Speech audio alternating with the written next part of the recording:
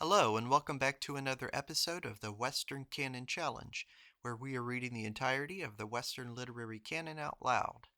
Today we are on journal collection number 29 of the collected journals of Ralph Waldo Emerson. This particular collection dates from the year 1838 when the writer was 35 years old. We are up to September 30th of that year, and with that said, I will read the entry for September 30th and go from there. Nearness and distinctness seem to be convertible. A noise, a jar, a rumble is infinitely far off from my nature, though it be within a few inches of the tympanum, but a voice speaking the most intelligible of propositions is so near as to be already a part of myself. It seems as if a man should learn to fish, to plant, or to hunt, that he might secure his subsistence if he were cast out from society and not be painful to his friends and fellow men. Royal Education. It would seem that in the ancient Eastern kingdoms, better views of an education at court prevailed than in the kingdoms of modern Europe. Quote, "And the king spake unto Ashpenaz, the master of his eunuchs, that he should bring certain of the children of Israel, and of the king's seed, and of the princes, children in whom was no blemish, but well favored and skilful in all wisdom, and cunning, in knowledge, and understanding science, and such as had the ability in them to stand in the king's palace, in whom they might teach the learning and tongue of the Chaldeans." Daniel 1, verses 3 and 4. Rich and poor. My grandfather, John Haskins, was wont to say, quote, "that the poor ought to pray for the prosperity of the rich, for in that they lay their own." Not so thinks the globe. Every vice is only an exaggeration of a necessary and virtuous function. We love to hear in the midst of society some word that nothing but austerest solitude and conversation with God, with love and death, could ever have uttered. Such, too, is the sincerest joy of fine society to meet in its princes and princesses some authentic token of the eternal beauty.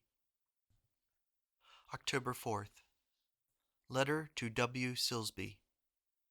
I read in your letter the expressions of an earnest character of faith, of hope, with extreme interest, and if I can contribute any aid by sympathy or suggestion to the solution of the great problems that occupy you, I shall be glad. But I think it must be done by degrees. I am not sufficiently master of the little truth I see, to know how to state it in form so general as shall put every mind in possession of my point of view. We generalize and rectify our expressions by continual efforts from day to day, from month to month, to reconcile our own sight with that of our companions. So shall two inquirers have the best mutual action on each other.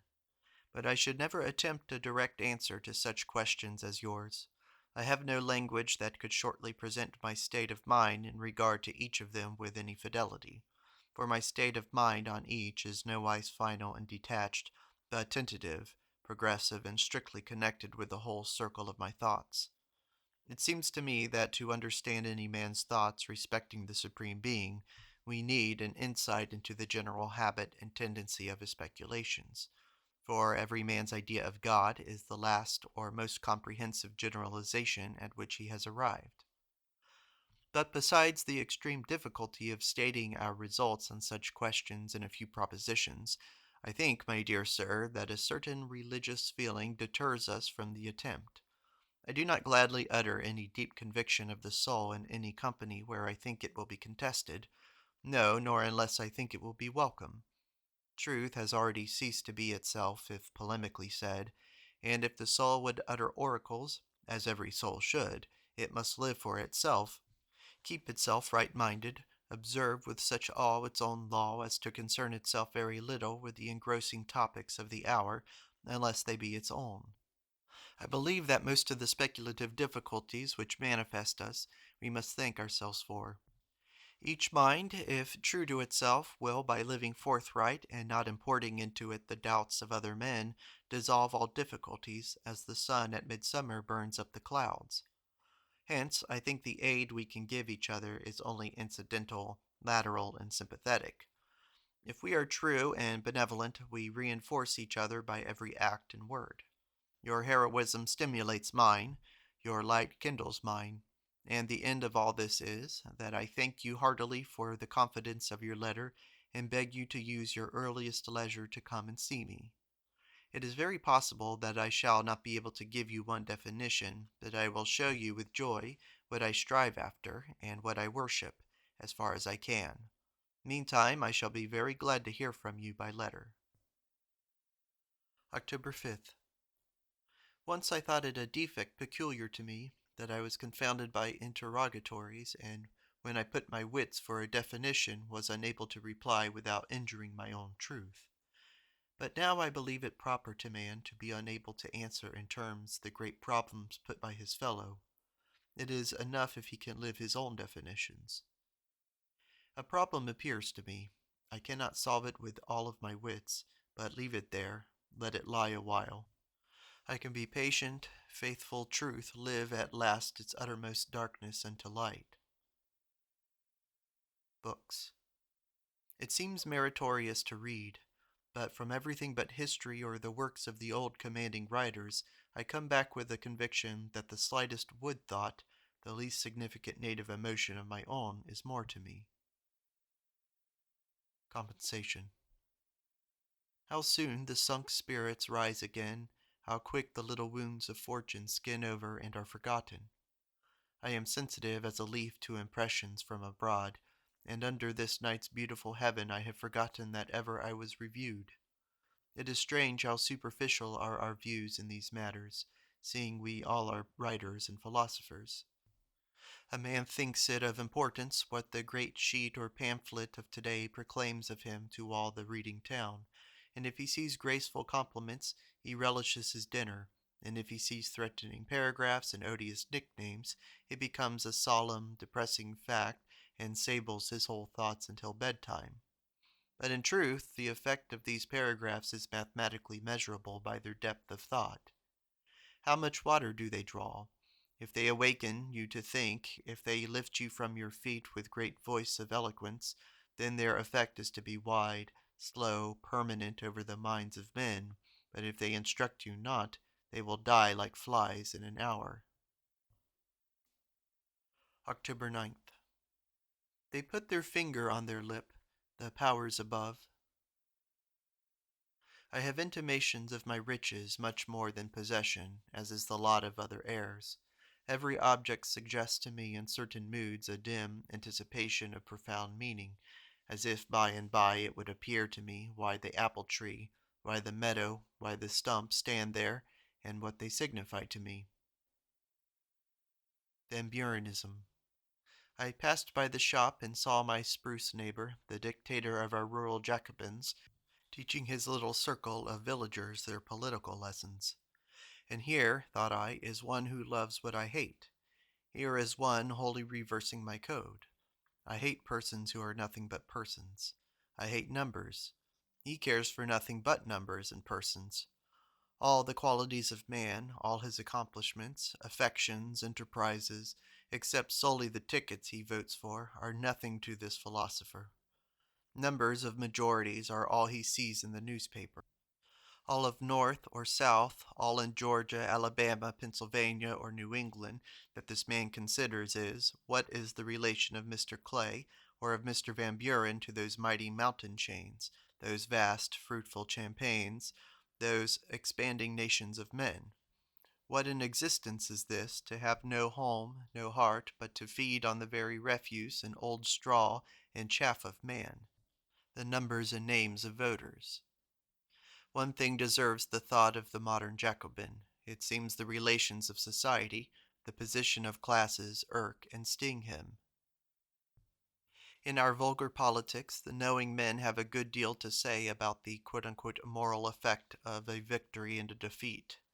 The fact that the city of New York has gone for the Whigs, though only by a slender majority, is of the utmost importance to the Whig party about to vote in a distant state. Why? Because it is a fact, a presentable fact. States of mind we care not for. We ignore them. but a mere fact, though proving a less favorable state of mind than we have a right to infer, we overvalue. A man writes a book which displeases somebody, who writes an angry paragraph about it in the next newspaper. That solitary paragraph, whilst it stands unanswered, seems the voice of the world. Hundreds of passive readers read it with such passiveness that it becomes their voice. The man that made the book and his friends are superstitious about it. They cannot put it out of their heads. Their entire relations to society seem changed. What was yesterday a warm, convenient, hospitable world, soliciting all the talents of all of its children, look bleak and hostile, and our native tendency to complete any view we take carries the imagination out at once to images of persecution, hatred, and want. In debate, the last speaker always carries with him such a prevailing air that all seems to be over and the question settled when he concludes, so that if a new man arise and state with nonchalance a new and opposite view, we draw our breath freely and hear with a marked surprise the suspension of fate. An election. The fact of having been elected to a conspicuous office, as president, king, governor, etc., even though we know the paltry machinery by which it was brought about, is notwithstanding a certificate of value to the person in all men's eyes ever after. The courage of men is shown in resisting this fact and preferring the state of mind. The poet must set over against the lampoon his conviction of divine light, the patriot his deep devotion to the country against the mere hurrah of the boys in the street. Faces. A domestic warning we have against degradation in the face of a man whilst he speaks his best and whilst he speaks his basest sentiment. Now, uttering his genuine life, he is strong as the world, and his face is manly, but instantly, on his expression of a mean thought, his countenance is changed to a pitiful, ridden, bestial portrait. If a man live in the saddle somehow will come to live in him. Tick-tack. Any single fact considered by itself confounds, misleads us.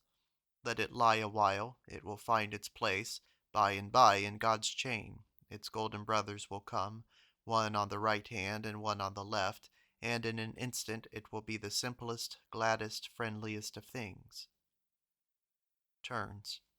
It is a beautiful fact that every spot of earth, every dog, pebble, and ash heap, as well as every palace and every man, is whirled round and turned by the meridian. Eloquence. I thought I saw the sun and moon fall into his head as seeds fall into the ground, that they might quicken and bring forth new worlds to fill nature. October 11th. It is not true that educated men desire truth. The medical committee declined pre-offered opportunities of witnessing experiments in animal magnetism. Swedenborgianism is of the many forms of Manichaeanism. It denies the omnipotence of God or pure spirit. October 12th. If it were possible to speak to the virtue in each of our friends in perfect simplicity, then would society instantly attain its perfection. If I could say to the young man, if the young girl whom I meet in the company, quote, your countenance, your behavior please me, I discover in you the sparkles of right royal virtue.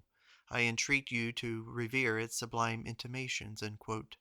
And this could be heard by the other party with a quiet, perfect trust. Then instantly a league is struck between two souls that make life grand, and suffering and sorrow musical. Who would pine under the endurance of the many heavy hours of incapacity and mere waiting that creep over us? Who would decline a sacrifice, if once his soul had been accosted, his virtue recognized, and he was assured that a watcher, a holy one, followed him ever with long, affectionate glances of inexhaustible love? What then if many simple souls, studious of science, of botany, of chemistry, natural history, lovers of all learning, and scorners of all seeming, should freely say to me, quote, God keep you, brother, let us worship virtue, unquote. By what a heavenly guard I should feel myself environed. But the charm is that mere heathens should say this. They may be lovers of Christ, be sure, but they must love him heathenly. For if they be the least smoothness and passive reception in them, then all their talk is cant, and I quit the room if they speak to me. But now I am not sure that the educated class ever ascend to the idea of virtue, or that they desire truth. They want safety, utility, decorum. In order to present the bare idea of virtue, it is necessary that we should go quiet out of our circumstance and custom, else it will be instantly confounded with the poor decency of in a nation, the poor ghost that wears its name in good society. Therefore it is that we fly to the pagans and use the name and relations of Socrates, of Confucius, Menu, Zoroaster.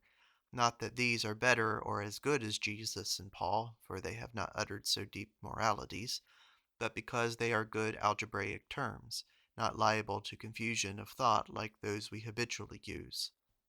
So Michelangelo's sonnets addressed to Vittoria Colonna we see to be mere rhapsodies to virtue, and in him, a savage artist, they are as unsuspicious, uncanting, as if a Spartan or an Arab spoke them. It seems not unfit that the scholar should deal plainly with society, and tell them that he saw well enough before he spoke the consequence of his speaking, that up there in his silent study, by his dim lamp, he foreheard this babel of outcries. The nature of man he knew, the insanity that comes of inaction and tradition, and knew well that when their dream and routine were disturbed, like bats and owls and nocturnal beasts, they would howl and shriek and fly at the torch-bearer. But he saw plainly that under this their distressing disguise of bird form and beast form, the divine features of man were hidden, and he felt that he would dare to be so much their friend as to do them this violence, to drag them to the day and to the healthy air and water of God, that the unclean spirits that had possessed them might be exorcised and depart. The taunts and cries of hatred and anger, the very epithets you bestow on me, are so familiar long ago in my reading that they sound to me ridiculously old and stale. The same thing has happened so many times over, that is, with the appearance of every original observer, that if people were not very ignorant of literary history, they would be struck with the exact coincidence. Whilst I see this, that you must have been shocked and must cry out at what I have said, I see, too, that we cannot easily be reconciled, for I have a great deal more to say that will shock you out of all patience. Every day I am struck with new particulars of the antagonism between your habits of thought and action and the divine law of your being, and as fast as these become clear to me, you may depend on my proclaiming them.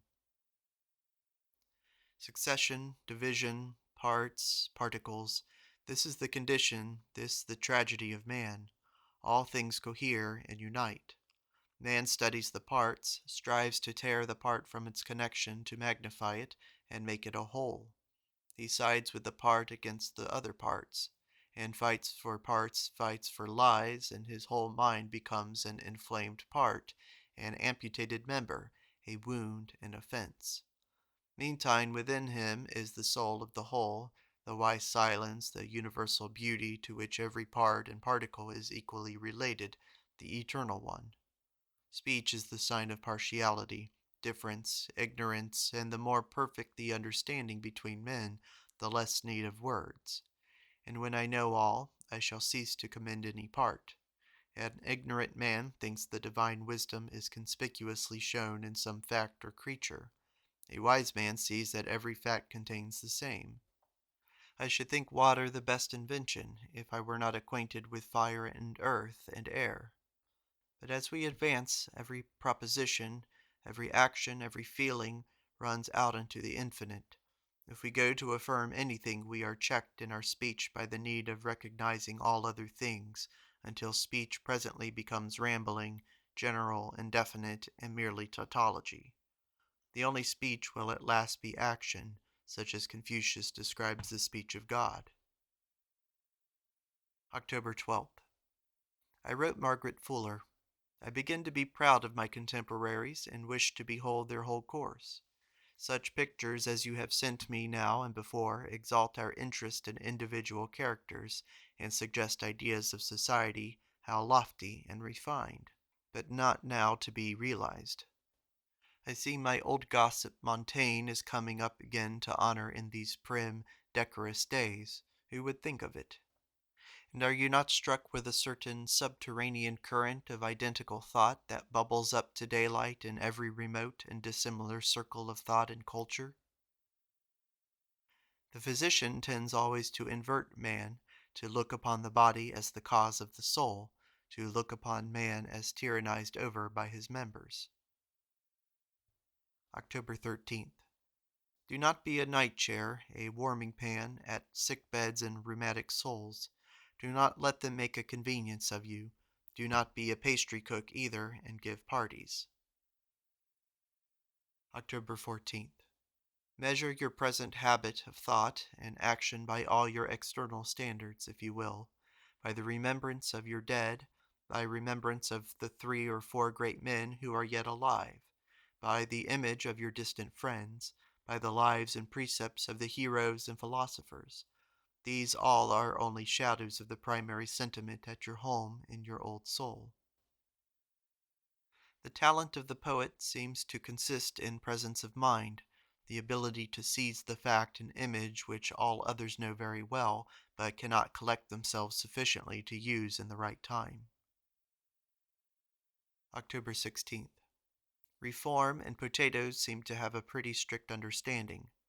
Most venerable plant, thou sturdy Republican, abolitionist, anti-money, teetotaler, does a man hear of temperance, or peace, or embargo, or slavery, or domestic hired service, or the rise of the poor against the rich, of any revolution or project of perfection?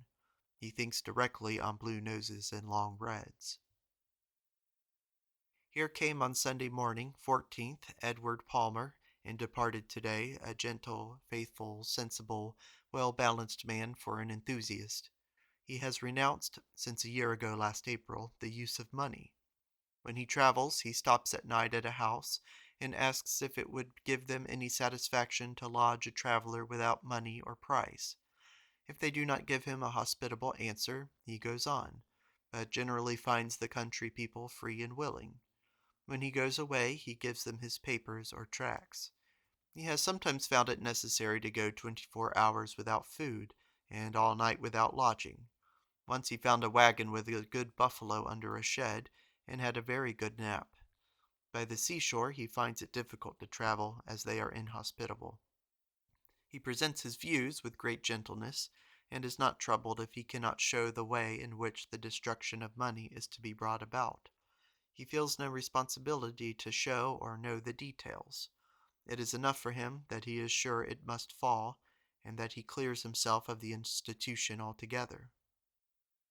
Why should not I, if a man comes and asks me for a book, give it him? If he asks me to write a letter for him, write it. If he asks me to write a poem or a discourse, which I can fitly write, why should I not? And if my neighbor is as skilful in making cloth, why should not all of us who have wool send it to him to make for the common benefit, and when we want 10 yards or 20 yards, go to him and ask for so much, and he, like a gentleman, gives us exactly what we ask without hesitation, and so let every house keep a storeroom in which they place their superfluity of what they produce, and open it with ready confidence to the wants of the neighborhood, and without an account of debtor and credit. Edward Palmer asks if it would be a good plan for a family of brothers and sisters to keep an account of debtor and creditor of their good turns, and expect an exact balance. And is not the human race a family? Does not kindness disarm? It is plain that if perfect confidence reigned, then it would be possible, and he asks how is confidence to be promoted but by reposing confidence. It seems to me that I have a perfect claim on the community for the supply of all my wants if I have worked hard all day, or if I have spent my day well, have done what I could, though no meat, shoes, cloth, or utensils have been made by me. Yet if I have spent my time in the best manner I could, I must have benefited the world in some manner that will appear and be felt somewhere. If we all do so, we shall find ourselves able to ask and able to bestow with confidence. It seems, too, that we should be able to say to the lazy, "You are lazy. You should work and cure this disease. I will not give you all you ask, but only a part.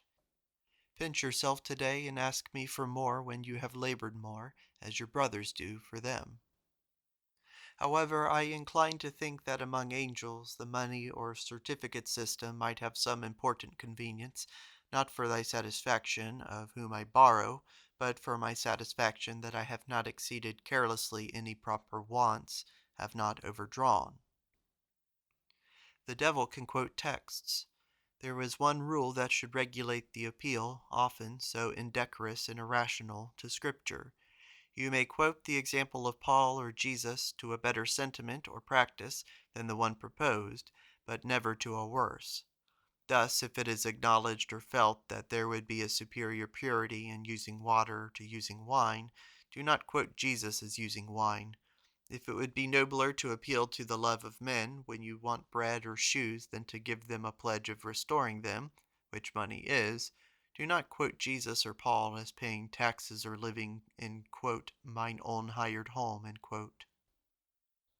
It was said in conversation at Mr. B.'s that the world owes the world more than the world can pay, so that the world had better fail and settle up.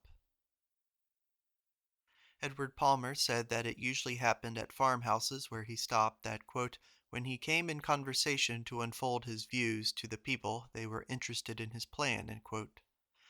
Thus each reformer carries about in him a piece of me, and as soon as I know it, I am perforce his kinsman and brother. I must feel that he is pleading my cause, and shall account myself serving myself and giving him what he lacketh.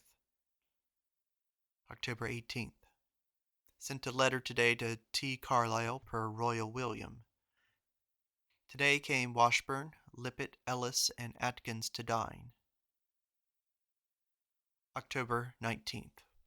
Let me add of quoting Scripture to what was said above, that I hate to meet this slavish custom in a solemn expression of sentiment, like the late manifesto of the Peace Convention. It seems to deny with the multitude the omnipresence and the eternity of God. Once he spoke through good men these special words. Now, if we have aught high and holy to do, we must wrench somehow their words to speak it in. We have none of our own. Humbly rather let us go and ask God's leave to use the hour and language that now is. Cannot you ransack the graveyards and get your great-grandfather's clothes also? It is like the single coat in St. Lucy, in which the islanders one by one paid their respects to the new governor. It is a poor-spirited age. The great army of cowards who bellow and bully from their bedchamber windows have no confidence in truth or God. Truth will not maintain itself, the fancy, unless they bolster it up, and whip and stone the assailants, and the religion of God, the being of God, they seem to think dependent on what we say of it. The feminine vehemence with which the A.N. of the Daily Advertiser beseeches the dear people to whip that naughty heretic is the natural feeling in the mind whose religion is external. It cannot subsist, it suffers shipwreck if its faith is not confirmed by all surrounding persons. A believer, a mind whose faith is consciousness, is never disturbed because other persons do not yet see the fact which he sees. It is plain that there are two classes in our educated community. First, those who confine themselves to the facts in their consciousness, and secondly, those who superadd sundry propositions. The aim of a true teacher now would be to bring men back to a trust in God and destroy before their eyes these idolatrous propositions, to teach the doctrine of perpetual revelation. October 20th. All inquiry into antiquity, all curiosity respecting the pyramids, is simply and at last the desire to do away this wild, savage, preposterous then, introduce in its place the now. It is to banish the not me, and supply the me. It is to abolish difference and restore unity. And this is also the aim in all science, in the unprofitable abysses of etymology, in the gigantic mass of geology and spaces of astronomy, simply to transport our consciousness of cause and effect into those remote and by us uninhabited members, and see that they all proceed from, quote, causes now in operation, end quote, from one mind, and that ours. Steady, steady, when this fog of good and evil affection falls, it is hard to see and walk straight. One mind. The ancients exchanged their names with their friends, signifying that in their friend they loved their own soul. What said my brave Asia concerning paragraph writers today? That this whole practice of self-justification and recrimination betwixt literary men seemed every whit as low as the quarrels of the Paddies. Then said I, but what will you say, excellent Asia, when my smart article comes out in the paper in reply to Mr. A. and Dr. B.? Why then, answered she, I shall feel the first emotion of fear and sorrow on your account. But do you know, I asked, how many fine things I have thought of to say to these fighters? They are too good to be lost. Then, rejoined the Queen, there is some merit in being silent. It is plain from all the noise that there is atheism somewhere. The only question is now, which is the atheist? It is observable, as I have written before, that even the science of the day is introversive. The microscope is carried to perfection, and geology looks no longer in written histories, but examines the earth that it may be its own chronicle. Please, papa, tell me a story, says the child of 2 years, who will say then that the novel has not a foundation in nature. Idols. Men are not units, but poor mixtures. They accept how weary a load of tradition from their elders and more forcible neighbors. By and by, as the divine effort of creation and growth begins in them, new loves, new aversions take effect, the first radiation of their own soul amidst things. Yet each of these outbursts of the central life is partial and leaves abundance of tradition still in force. Each soul has its idols. But the new expansion and upthrusting from the center shall classify our facts by new radiation, and will show us idols in how many things which we now esteem part and parcel of our constitution and lot in nature. Property, government, books, systems of education and of religion will successively detach themselves from the growing spirit. I call an idol anything which a man honors, which the constitution of his mind does not necessitate him to honor. To Miss Emerson, October 21st. Is the ideal society always to be only a dream, a song, a luxury of thought, and never a step taken to realize the vision for living and indigent men without misgivings within the wildest ridicule abroad? Between poetry and prose must the great gulf yawn ever, and they who try to bridge it over be lunatics or hypocrites? And yet the too dark ground of history is starred over with solitary heroes who dared to believe better of their brothers, and who prevailed by actually executing the law, the high ideal, in their own life, and though a hissing and an offense to their contemporaries, yet they became a celestial sign to all succeeding souls as they journeyed through nature. How shine the names of Abraham, Diogenes, Pythagoras, and the transcendent Jesus in antiquity! And now, in our turn, shall we esteem the elegant decorum of our world, and what is called greatness and splendor in it, of such a vast and outweighing worth as to reckon all aspirations after the better fanciful or pitiable, and all aspirants pert and loathsome? There is a limit, and, as in some hours we fancy, a pretty speed limit to the value of what is called success in life. The great world, too, always bears unexpected witness to the rhapsodies of the idealists. The fine and gay people are often disconcerted when the reformer points out examples of his doctrine in the midst of what is finest and gayest. Thus always the Christian humility was aped by the protestations of courtesy, and always the great-hearted children of fortune, the Caesars, Cleopatras, Alcibiades, Essexes, and Sidneys, within their own proud ale have treated fortune and the popular estimates with a certain defiance and contempt. Irregular glimpses they had of the real good and fair, which added a more than royal loftiness to their behavior and to their dealing with the houses and lands. Is it not droll, though, that these porcelain creatures should turn as quick as the fashionable mob on the poor cobblers, peasants, and schoolmasters who preached the good and fair to mankind, and be willing to burn them up with the rays of aristocratic majesty? I, for my part, am very well pleased to see the variety and velocity of the movements that all over our broad land, in spots and corners, agitate society. War, slavery, alcohol, animal food, domestic hired service, colleges, creeds, and now at last money, also have their spirited and unweariable assailants, and must pass out of use or must learn a law. Mine Asia says a human being should beware how he laughs, for then he shows all his faults. A great colossal soul, I fancy, was Swedenborg. Edward Palmer asked me if I liked 2 services in a Sabbath. I told him not very well. If the sermon was good, I wished to think of it. If it was bad, 1 was enough. October 26th. Jones Very came hither 2 days since, and gave occasion to many thoughts on his peculiar state of mind and his relation to society. His position accuses society as much as society names it false and morbid, and much of his discourse concerning society, the church, and the college was perfectly just.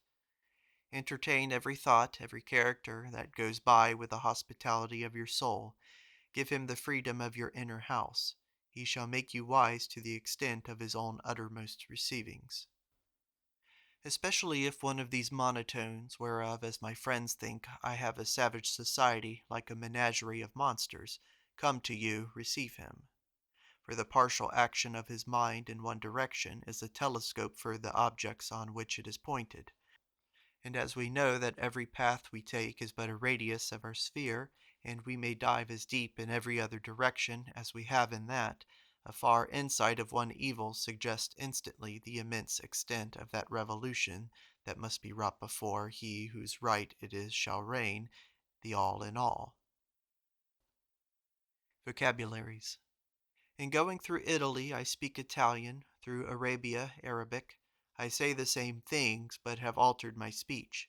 But ignorant people think a foreigner speaking a foreign tongue a formidable, odious nature, alien to the backbone. So is it with our brothers. Our journey, the journey of the soul, is through different regions of thought, and to each its own vocabulary. As soon as we hear a new vocabulary from our own, at once we exaggerate the alarming differences, account the man suspicious, a thief, a pagan, and set no bounds to our disgust or hatred, and, late in life, perhaps too late, we find he was loving and hating, doing and thinking the same things as we, under his own vocabulary. Scholar. Every word, every striking word that occurs in the pages of an original genius will provoke attack and be the subject of 20 pamphlets and 100 paragraphs. Should he be so duped as to stop and listen? Rather let him know that the page he writes today will contain a new subject for the pamphleteers, and that which he writes tomorrow more. Let him not be misled to give it any more than the notice due from him, vis-a-vis just that which it had in his first page before the controversy. The exaggeration of the notice is right for them, false for him. Every word that he quite naturally writes is as prodigious and offensive. So write on, and by will come a reader and an age that will justify all your contest. Do not even look behind. Leave that bone for them to pick and welcome. Let me study and work contentedly and faithfully. I do not remember my critics. I forget them. I depart from them by every step I take. If I think then of them, it is a bad sign. In my weak hours, I look fondly to Europe and think how gladly I would live in Florence and Rome. In my manly hours, I defy these leanings, these lingering looks behind, these flesh-pots of Egypt, and feel that my duty is my place, and that the merry men of circumstance should follow as they might. And there's an untranslated quotation from someone named Guizot. We refer all things to time as we refer the immensely sundered stars to one concave sphere, and so we say that the judgment is near. C had a persuasion to win fate to his purpose, make that which was seemed to the beholders not to be, and his tongue did lick the 4 elements away. Converse with the soul which is grandly simple, and literature looks like word-catching. A worthy Mr. Graham, poet of bran-bread and pumpkins, there is a limit to the revolutions of a pumpkin, projected along the ground with what force soever. It is not a winged orb like the Egyptian symbol of dominion, but an unfeathered, ridgy yellow pumpkin, and will quickly come to a standstill. Literature is a heap of verbs and nouns enclosing an intuition or two, a few ideas and a few fables. Literature is a subterfuge. One man might have writ all the first-rate pieces we call English literature. Literature is eavesdropping. Literature is an amusement. Virtue is the business of the universe. We must use the language of facts and not be superstitiously abstract. October 27th. The ray of light passes invisible through space, and only when it falls on an object is it seen. So your spiritual energy is barren and useless until it is directed on something outward. Then is it a thought. The relation between you and it first makes you, the value of you, apparent to me. It is the tragedy of life that the highest gifts are not secure. What purer efflux of the Godhead than the ray of the moral sentiment? Yet it comes before me so pure as to consent in language to all the test we can apply, and yet is it morbid, painful, unwise. My faith is perfect that what is from God shall be more wise, more fair, more gracious, more manifold, more rejoicing than aught the soul had already. How sad to behold aught coming in that name, self-delighted too that it comes from him, which gives no light, which confounds only, which shines on nothing, affirming meantime that it is all light, which does nothing, affirming steadily that it does and is all. Mrs. Ripley is superior to all she knows. She reminds one of a steam mill of great activity and power which must be fed, and she grinds German, Italian, Greek, chemistry, metaphysics, theology, with utter indifference, which something she must have to keep the machine from tearing itself. The influence of an original genius is matter of literary history. It seems as if the Shakespeare could not be admired, could not even be seen until his living, conversing, and writing had diffused his spirit into the young and acquiring class, so that he had multiplied himself into 1,000 sons, 1,000 Shakespeares, and so understands himself. October 28th. Jones Very says it is with him a day of hate, that he discerns the bad element in every person whom he meets, which repels him. He even shrinks a little to give the hand, that sign of receiving. The institutions, the cities which men have built the world over, look to him like a huge blot of ink. His own only guard in going to see men is that he goes to do them good, else they would injure him spiritually. He lives in the sight that he who made him made the things he sees. He would as soon embrace a black Egyptian mummy as Socrates. He would obey.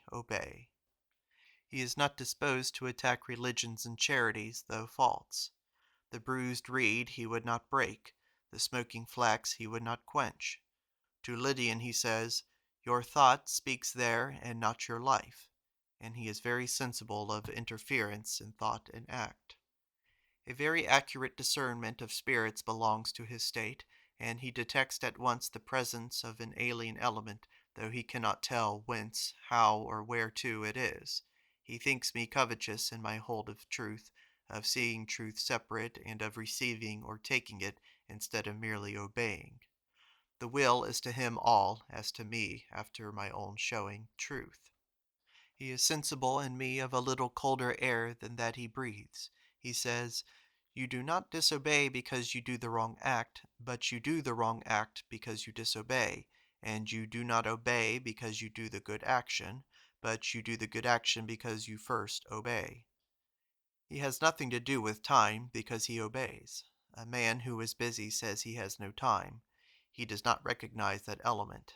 A man who is idle says he does not know what to do with his time. Obedience is an eternity. He says, "It is the necessity of the Spirit to speak with authority." What led him to study Shakespeare was the fact that all young men say Shakespeare was no saint, yet see what genius. He wished to solve that problem. He had the manners of a man, one, that is, to whom life was more than meat, the body than raiment. He felt it an honor, he said, to wash his face, being, as it was, the temple of the Spirit, and he is gone into the multitude as solitary as Jesus. In dismissing him, I seem to have discharged an arrow into the heart of society. Wherever that young enthusiast goes, he will astonish and disconcert men by dividing for them the cloud that covers the profound gulf that is in man. October 29th. We are wiser, I see well, than we know. Traveling foolish, we imagine that in Germany is the ailment which the mind seeks, or in this reading, or in that.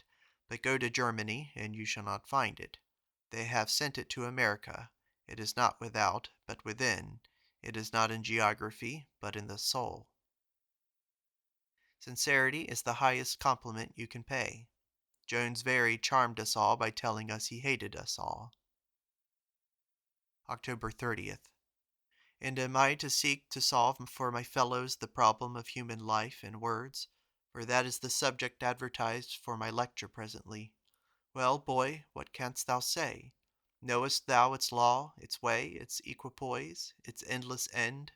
Seest thou the inevitable conditions which all seek to dodge? There is reason enough for the coincidences, the signs, the presentiments which astonish every person now and then in the course of his life. For as every spirit makes its own condition in history, the reason of the event is always latent in the life. The correspondence of O'Connell and our American Stevenson indicates a new step taken in civilization. Our haughty feudal Virginian suddenly finds his rights to enter the society of gentlemen questioned, and he obliged to mince and shuffle and equivocate in his sentences to deny that he is a slave breeder without denying that he is a slave owner. He finds that the eyes of men have got so far opened that they must see well the distinction between a cavalier and the cavalier's Negro driver, a race abhorred. The men you meet and seek to raise to higher thoughts know as well as you know that you are of them, and that you stand yet on the ground, whilst you say to them sincerely, "Let us arise, let us fly." But once fly yourself, and they will look up to you. There is no terror like that of being unknown. The world lies in night of sin. It hears not the cock crowing, it sees not the gray streak in the east. At the first entering ray of light, society is shaken with fear and anger from side to side. Who opened that shutter? They cry. Woe to him! They belie it, they call it darkness that comes in, affirming that they were in light before. Before the man who has spoken to them the dread word, they tremble and flee. They flee to new topics, to their learning, to the solid institutions about them, to their great men, to their windows, and look out on the road and passengers, to their very furniture, and meats and drinks, anywhere, anyhow, to escape the apparition. The wild horse has heard the whisper of the tamer, the maniac has caught the glance of the keeper. They try to forget the memory of the speaker, to put him down into the same obscure place he occupied in their minds before he spake to them. It is all in vain. They even flatter themselves that they have killed and buried the enemy when they have magisterially denied and denounced him. But vain, vain, all vain. It was but the first mutter of the distant storm they heard. It was the first cry of the revolution. It was the touch, the palpitation that goes before the earthquake. Even now society is shaken because a thought or two have been thrown into the midst. The sects, the colleges, the church, the statesmen all have forebodings. It now works only in a handful. What does State Street and Wall Street and the Royal Exchange and the Bourse at Paris care for these few thoughts and these few men? Very little, truly, most truly. But the doom of State Street and Wall Street, of London and France, of the whole world, is advertised by those thoughts, is in the procession of the soul which comes after those few thoughts. Does a man wish to remain concealed? A few questions, who does not see, determine a man's whole connection and place. Does he read Wordsworth, Goethe, Swedenborg, Bentham, or Spurzheim? Botany, geology, abolition, diet, Shakespeare, Coleridge? The tone a man takes indicates his right ascension. Swedenborgianism introduces unnecessary machinery. Young men rough and unmelodious. The point of absolute rest and communion with God. Nature is loved by what is best in us. There are some men above grief and some men below it. I ought not to omit recording the astonishment which seized all the company when our brave saint the other day fronted the presiding preacher. The preacher began to tower and dogmatize with many words. Instantly I foresaw that his doom was fixed, and as quick as he ceased speaking, the saint set right and blew away all his words in an instant, unhorsed him, I may say, and tumbled him along the ground in utter dismay, like my angel of Heliodorus. Never was discomfiture more complete. In tones of genuine pathos, he, bid him wonder at the love which suffered him to speak, there in his chair of things he knew nothing of. One might expect to see the book taken from his hands and him thrust out of the room, and yet he was allowed to sit and talk, whilst every word he spoke was a step of departure from the truth, and of this he commanded himself to bear witness. October 31st. Yesterday evening, L's soirée. As soon as the party is broken up, I shrink and wince and try to forget it. When I look at life and see the patches of thought, the gleams of goodness here and there amid the wide and wild madness, I seem to be a god dreaming, and when shall I awake and dissipate these fumes and phantoms? November 2nd. Heard I not that a fair girl said she would not be charitable as she wished to because it looked to her so like feeding? Rem acu tetagisti. To all let us be men and not pastry cooks. Culture thorough. I see in the lip of the speaker the presence or absence of Wordsworth, Coleridge, Shakespeare, and the mighty masters. This is the end of Part 7 of Journal Collection Number 29 by Ralph Waldo Emerson, dating from the year 1838, when the author was 35 years old. In the next video, we will conclude Journal Collection Number 29 with Part 8, beginning in November 3rd of that year. Thank you for listening.